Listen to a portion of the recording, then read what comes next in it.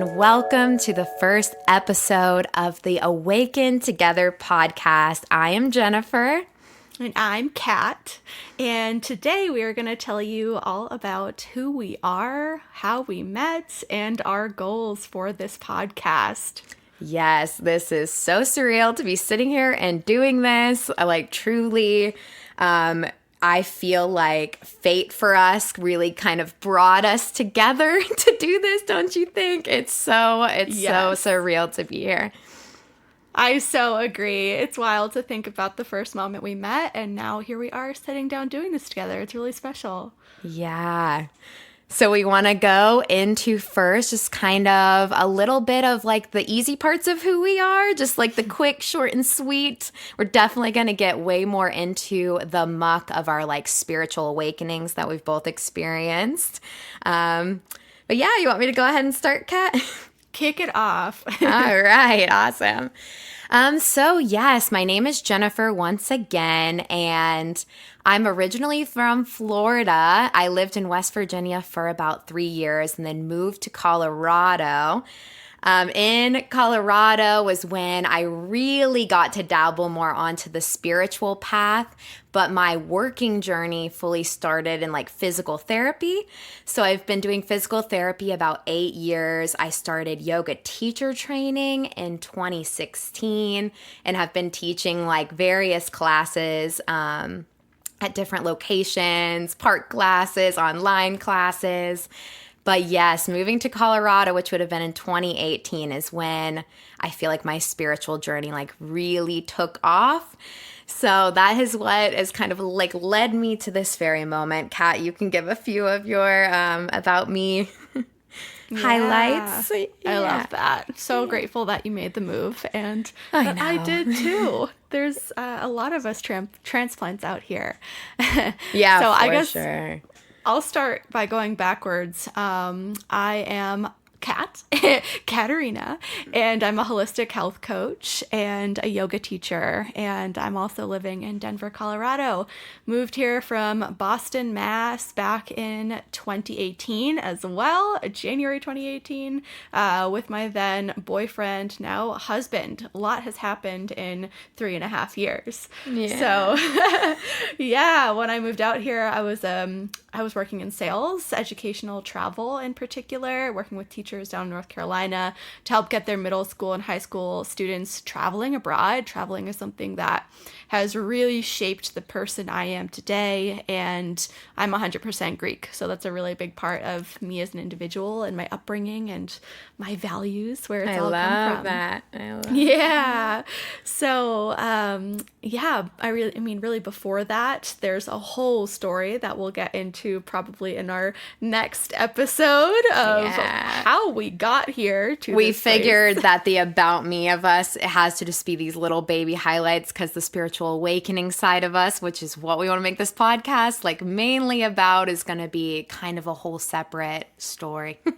You know, you have your personality story, the like, what do you do? Where are you from? And then there's the deep deep story. The stuff you don't tell someone on like a first date, right? Yeah.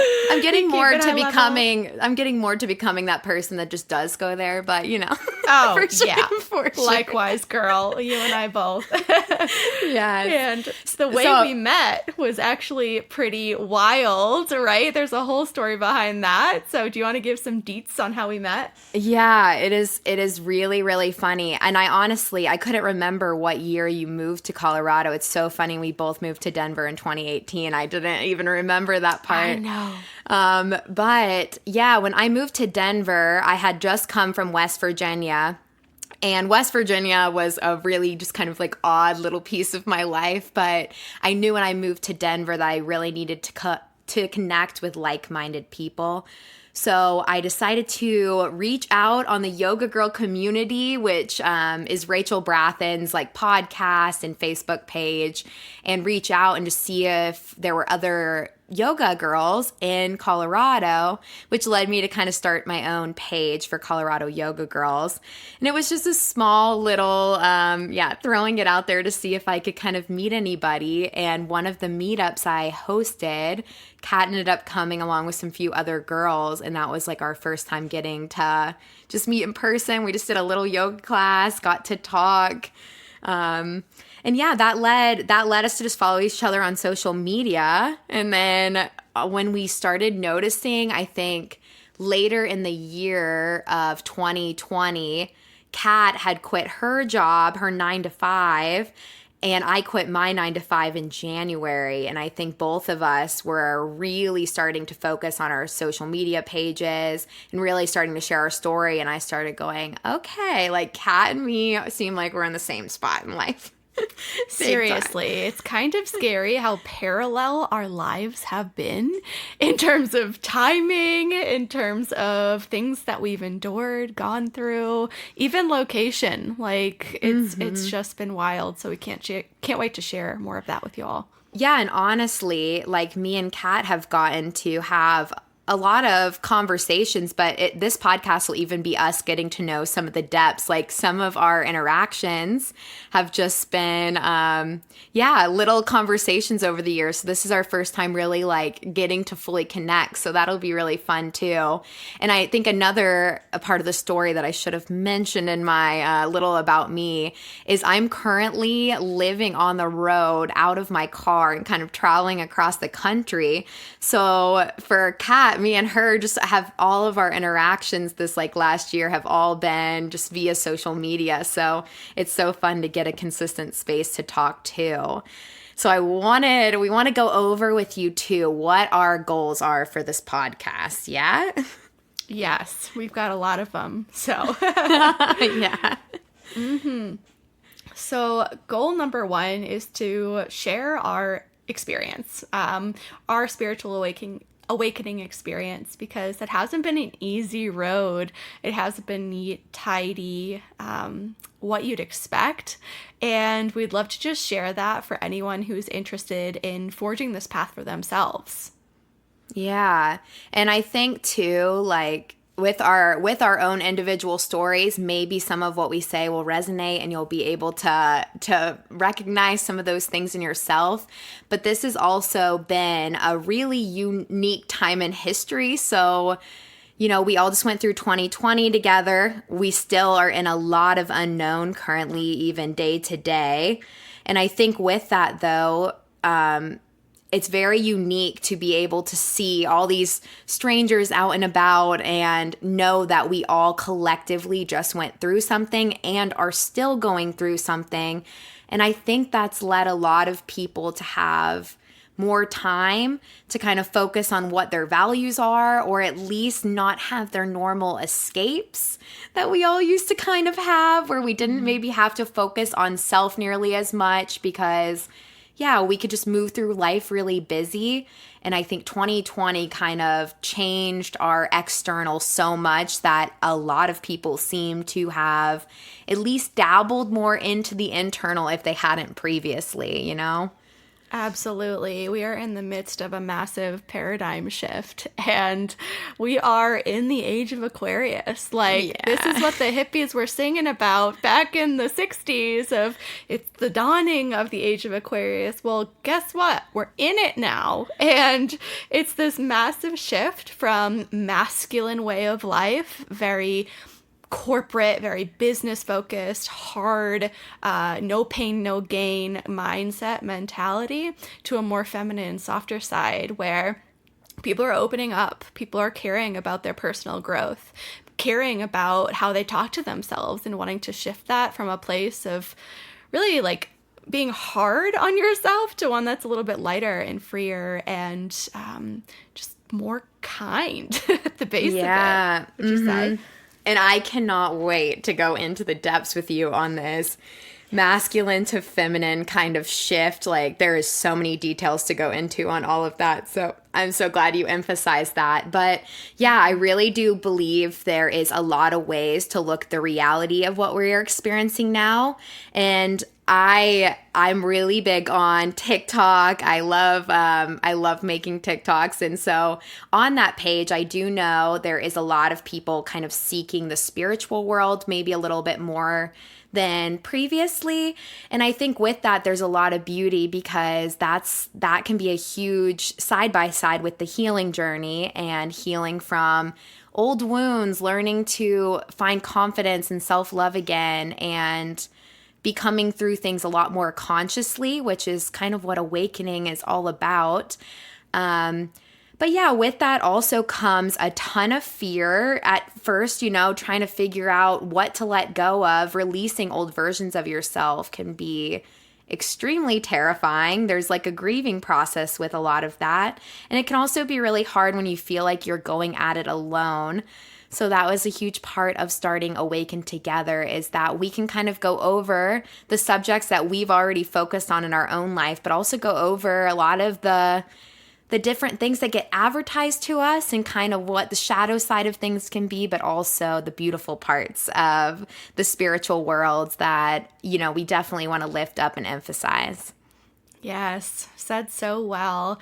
Nothing like a global pandemic to trap us all in our homes and force us to face ourselves and all of the depths and the layers that there is to us. And I mean, in the end, of course, it was a really, really hard year. And, a lot of people went through a lot of pain. And I like to try to find the rose in a situation, and I think the world is going to be a better place because of it, truly. A lot of people are leaving their workplaces if they're unable to accommodate what kind of asks they need in order to feel the way that they want to feel, get support that they want from their workplace. And yes, literally right? The definition of boundaries. Boundaries are coming into everything. I love that. Such a good point. We're just being more clear on our boundaries now. And yeah, just taking time for ourselves, knowing when we want to be social and when it's time to just draw back into that cave and give yourself that space to refresh. Which I think is so needed. So what would you say awaken means for you, Kat? Because I think to me, awakening is just a really big shift where instead of just moving through like the current of things and, just kind of letting life live you versus you live life, there comes a moment, whether it's circumstantial or just a conscious choice of like, I don't like what's happening around me, where you decide, I really want to know why I do what I do, why I surround myself with the people I do, why I react to certain things. And you dig enough that consciousness really is with you every step of the way. And at times you can fall off of that, but it's amazing once you kind of wake up to all these little things that you do so unconsciously. Everything really starts to shift. Your perspective starts to shift. The way you perceive just every little thing that happens to you starts to shift. So yeah, anything to add on like what awakening means to you? Yeah, it's such a good point. It makes me think about yoga and a little bit of yogic philosophy around Maya. Maya is the veil of illusion. And I think that's a really nice way to think about until you awaken, until you have that moment, a rock bottom maybe, or some sort of just time in your story, in your own journey that shakes you to your core and makes you see things differently, that veil is going to be there. We're all born with it. We have to purposefully remove the veil so that we can see life for all that it truly is. And are you familiar with Sahara Rose's, what she's shared about with third, fourth, and fifth dimensional ways of being? Definitely have dabbled into that. But yeah, go into a little bit. I love that. Okay, super high level.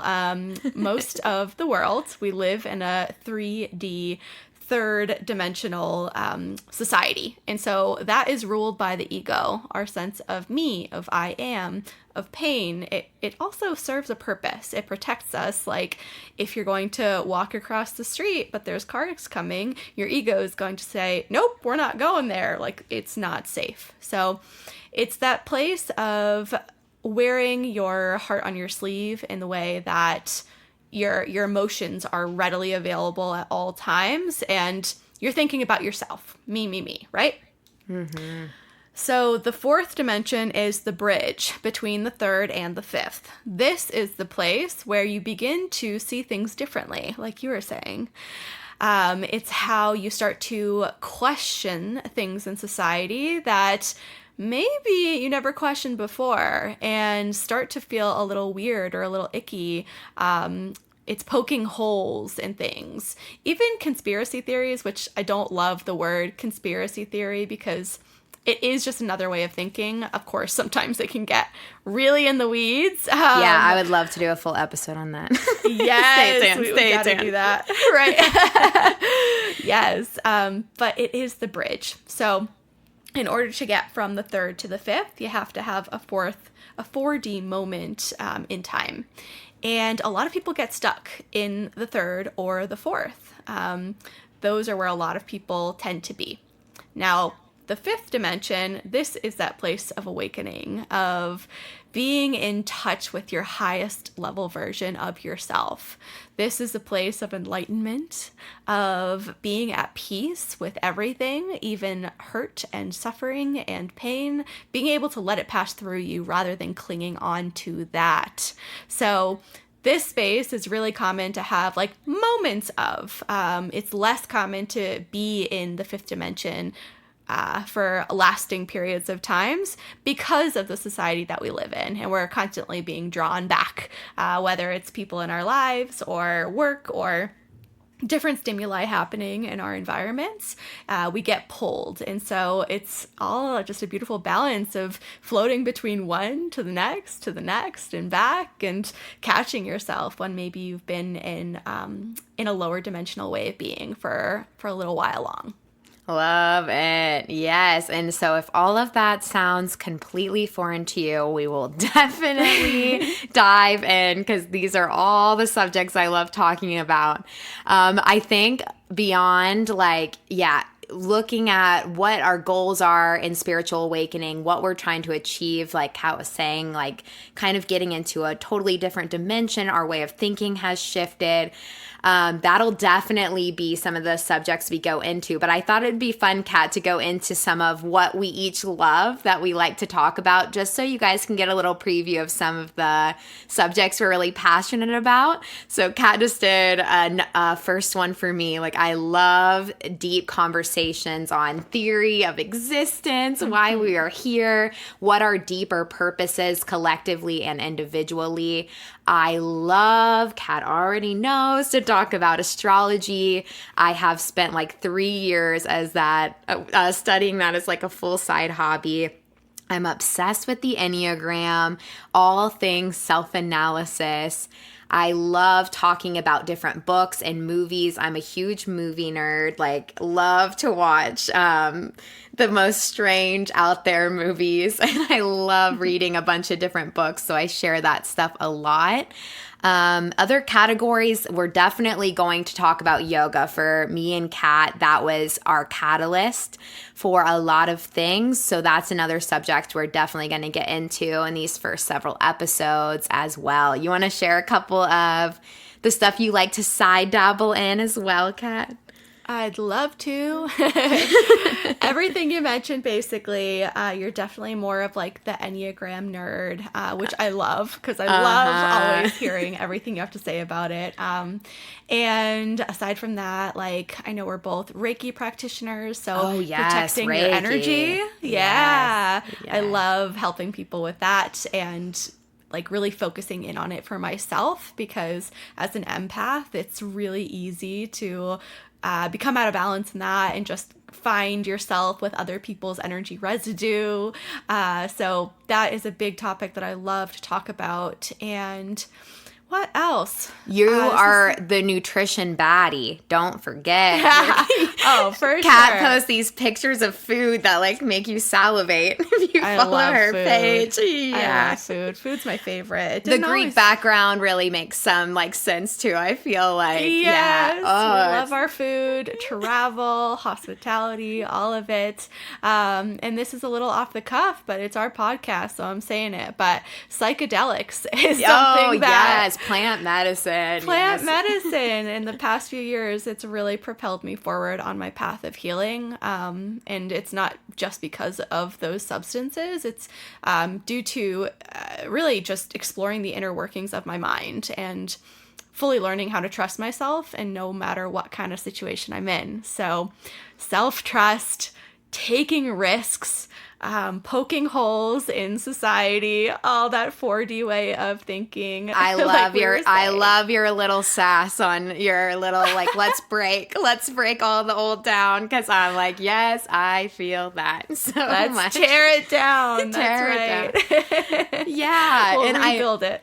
Definitely. And I do think that's another angle and category that I hope to kind of share too, because for me with Awakening, on my journey, I grew up in a very conservative Christian household. So my journey really looked like very tiptoey, very guarded and careful. I really kind of went through the route of psychology before I started really allowing the spiritual stuff to kind of hone back in, because I was so guarded and careful on which things to kind of invite in and put my energy to. But I really think that's a huge part of what I can share too is, you know, this can be extremely overwhelming to talk about some of these subjects with just the average person, because there's a lot of things that we get born into with our families, born into even societal or culturally, and it makes it kind of scary to tiptoe beyond, you know, fully accepted beliefs in some people's eyes, but arguing / debating against the reason these stuff like really do matter. I'm really passionate about getting into conversations on different people's perspectives too, because it is good that we do this all together, even if we all have disagreements on how to interpret some of this stuff, you know, because it's something every day. Like you might have a day where you're feeling so in tune, so in that like receptive state where you just feel like you're right where your soul is supposed to be. And then other days you might really have taken on, like Kat was saying, too much energetically, or been in a space where you really didn't feel like you could be as authentic. And so there's definitely stumbling blocks in this. And that is another reason why all these different subjects and categories, as you learn different methods, you have more tools to kind of turn to if something is feeling a little off, or if you want to, kind of explore different avenues and different perspectives that have kind of led to overall the same results. Yeah. That's such a good point. Little Jen rant.